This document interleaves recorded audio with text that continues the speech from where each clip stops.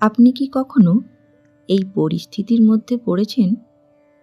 বড় কেউ, যাকে আমরা শ্রদ্ধা করি, যাকে কিছু বলার সাহস নেই, তিনি রাগের মাথায় এমন কিছু বলে বসেন যা সরাসরি হৃদয়ে গিয়ে লাগে।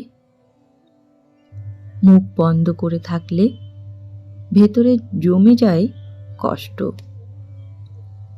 আর মুখ খুললেই শোনা যায়, ছোট হয়ে বড়দের সঙ্গে তর্ক করছো? আজকাল ছেলেমেয়েরা খুব মুখরা হয়ে গেছে। তখন মনে হয়, আমি কি মানুষ নই? আমার কি কষ্ট হয় না?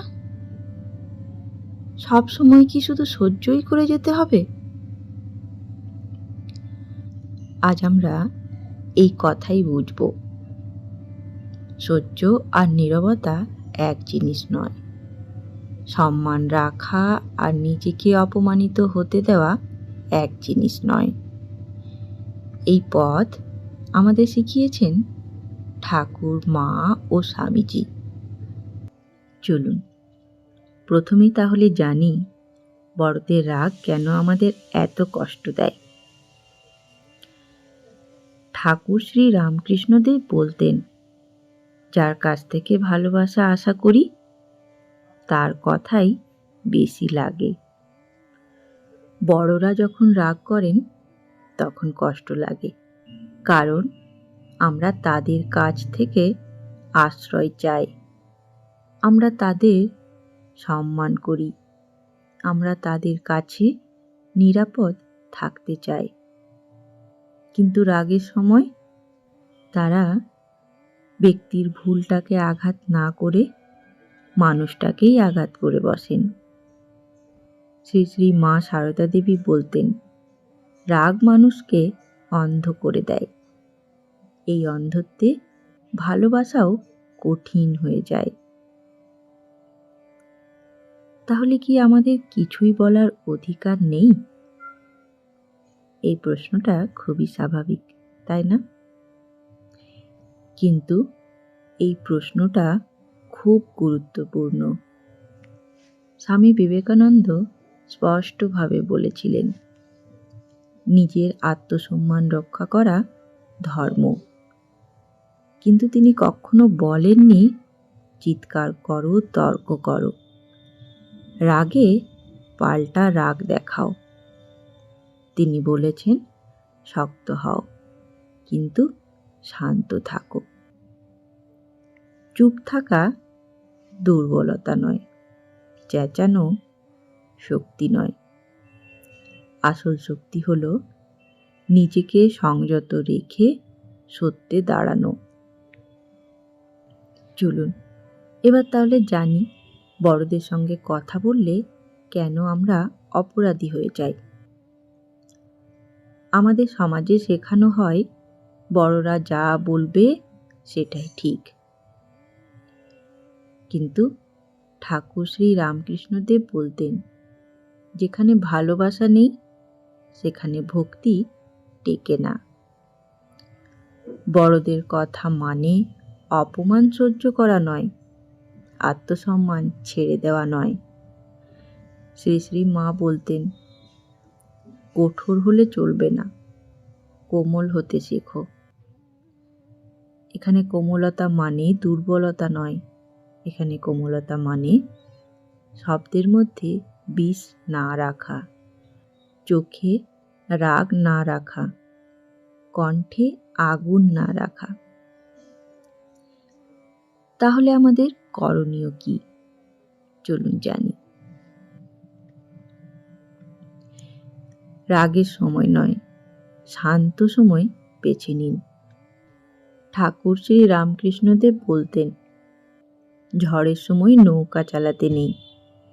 বড়রা রাগলে চুপ থাকাই শ্রেয়, কিন্তু পরে একান্তে শান্তভাবে বলুন, আপনার কথায় আমি খুব কষ্ট পেয়েছি। এই বাক্যে তর্ক নেই, অভিযোগ নেই, শুধু সত্য আছে। দ্বিতীয়, আপনি ভুল, না বলে আমি কষ্ট পেয়েছি বলুন। স্বামীজি বলতেন, কথা বলো এমনভাবে যাতে সামনে মানুষটি নিজেই ভাবতে বাধ্য হয়। বলবেন না আপনি সবসময় আমাকে ছোট করেন, বলবেন আপনার কথায় আমি নিজেকে খুব ছোট মনে করছি। এতে অহং আহত হয় না, সম্পর্ক বাঁচে।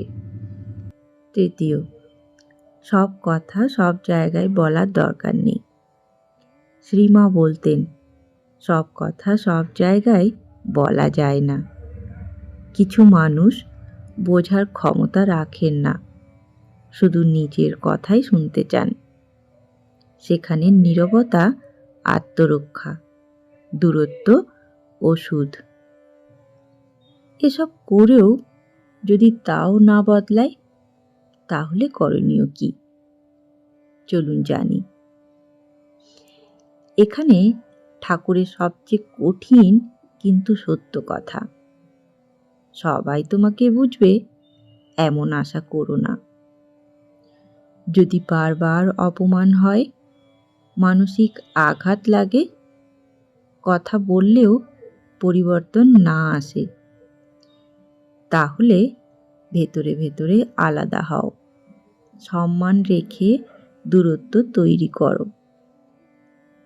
স্বামীজি বলতেন, যে আগুন পোড়ায় তার থেকে দূরে থাকাই বুদ্ধিমানের কাজ। চলুন এবারে জানি কষ্ট চেপে রাখলে ভেতরে কি হয়। শ্রী শ্রী মা সারদা দেবী বলতেন, মনের কষ্ট মনেই রাখলে মন অসুস্থ হয়ে যায়। আমরা ছোটরা কি করি? বড়দের সামনে চুপ থাকি, বাইরে শান্ত থাকি, কিন্তু ভেতরে ভেতরে ভেঙে পড়ি। ফলে আত্মবিশ্বাস কমে যায়, নিজের কথা বলার সাহস হারায়, মনে হয় আমার কথার কোনো দাম নেই। স্বামী বিবেকানন্দ সতর্ক করেছিলেন, যে নিজেকে তুচ্ছ মনে করে সে কখনো উন্নত হতে পারে না। তাই কষ্ট চেপে রাখা ভদ্রতা নয়, এটা ধীরে ধীরে নিজেকে মুছে ফেলা। চলুন এবারে জানা যাক ঠাকুর কিভাবে অপমান সহ্য করতেন। অনেকে ভাবেন ঠাকুর তো সব সহ্য করতেন, আমরাও সব সহ্য করব। কিন্তু সত্যটা অন্য। ঠাকুর শ্রী রামকৃষ্ণদেব অপমান সহ্য করতেন, কিন্তু অপমানকে সত্য বলে মেনে নিতেন না। একবার কেউ একজন ঠাকুরকে তিরস্কার করেছিলেন। তখন ঠাকুর তাকে বলেছিলেন, ও যা বলছে ওটা ওর মনের কথা, আমার সত্যটা আমি জানি। ঠাকুরের নীরবতা ছিল আত্মজ্ঞান থেকে, ভয় থেকে নয়। এখানেই পার্থক্য। আপনি যদি চুপ থাকেন কারণ আপনি নিজেকে জানেন, সেটা শক্তি। আর আপনি যদি ভয় পাচ্ছেন, সেটা ক্ষতি। চলুন এবারে জানা যাক, সব বড় কি সত্যিই বড়?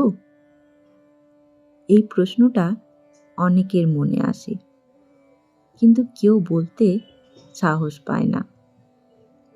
স্বামীজি খুব স্পষ্টভাবে বলেছিলেন, বয়সে বড় হলেই মানুষ বড় হয় না, চরিত্রে বড় হতে হয়।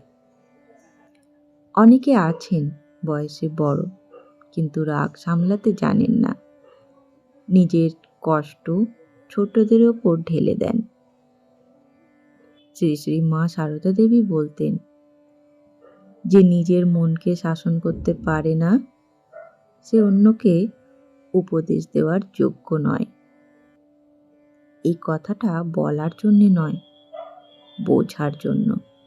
এই কথাটি বুঝতে পারলে আমাদের ভেতরের অপরাধবোধ কমবে। নিজেকে দোষ দেওয়া বন্ধ হবে। চলুন এবারে জানা যাক নিজের ভেতরে শক্ত জায়গা তৈরি করবেন কিভাবে। প্রথমত, নিজের সত্য লিখে রাখুন। দিনে 5 মিনিট আমি কি অনুভব করি, কেন কষ্ট পেলাম। ঠাকুর বলতেন নিজের মনের খবর নিজেই রাখো। দ্বিতীয়, সব কথা সবার সঙ্গে নয়। একজন মানুষ থাকুক যার কাছে আপনি বিচার ছাড়া কথা বলতে পারেন। শ্রীমা বলতেন একজন আপন মানুষ থাকলেই সংসার পার হয়ে যায়। তৃতীয়, ঈশ্বরের সামনে অভিযোগ করুন। মানুষ বুঝুক বা না বুঝুক, ঈশ্বর বোঝেন। স্বামী বিবেকানন্দ বলতেন দুর্বল মুহূর্তে ঈশ্বরই মানুষের শেষ আশ্রয়। তাহলে আজ আমরা বুঝলাম বড়দের রাগ মানেই সত্য নয়, চুপ থাকা সব সময় মহত্ব নয়, সম্মান মানে আত্মবিসর্জন নয়। শ্রী শ্রী মা সারদা দেবী বলেছিলেন নিজেকে কখনো তুচ্ছ ভেবো না, ভগবান তোমার ভেতরেই আছেন। আপনি যদি আজও চুপ থাকেন, চুপ থাকুন শান্তি থেকে, ভয় থেকে নয়। আপনি যদি কথা বলেন, সম্মান রেখে বলুন, আগুন নয় আলো হয়ে। ধন্যবাদ। জয় ঠাকুর, জয় মা, জয় স্বামীজি।